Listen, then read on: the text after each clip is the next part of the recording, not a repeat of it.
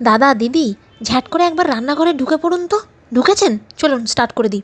সয়াবিনগুলোকে ভালো করে জলে ভাপিয়ে নিয়েছি নুন দিয়ে। এদিকে 250 পনিরকে ছোট ছোট কিউব করে কেটে নিয়েছি।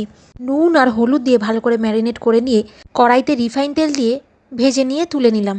বেশি কড়া করে ভাজতে যাবেন না কিন্তু, পনির একদম হার্ড হয়ে যাবে। এবার ডুমো ডুমো করে আলু কেটে নিয়েছিলাম, সেটাও ভেজে নিয়েছি। এবার ভাপিয়ে রাখা সয়াবিনগুলোকে উতুল পুতুল করে ভেজে তুলে নিয়েছি।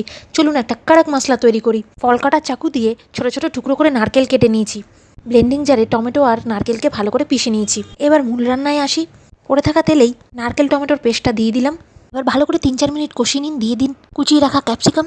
এর মধ্যে অল্প কসুরি মেথি দিতে পারেন, but I have no kasuri methi. দিয়ে দিলাম এবার সব ভেজে রাখা সয়াবিন আর আলু। অবভিয়াসলি মশলাগুলোকে কষিয়ে আমি তেল বার করে নিয়েছিলাম, তারপরেই দিয়েছি। সেটা তোমাদের না বললেও চলবে। 2-3 মিনিট কষিয়ে একদম উষ্ণ গরম জল ঢেলে দিয়েছি। ঢাকা দিয়ে সিদ্ধ হতে দিয়েছি। ফুটে এলেই ভাজা পনির, কেটে রাখা লঙ্কা দিয়ে দিয়েছি। এইভাবে একবার বানিয়ে দেখুন, গ্যারান্টি খেতে হবে হেভি।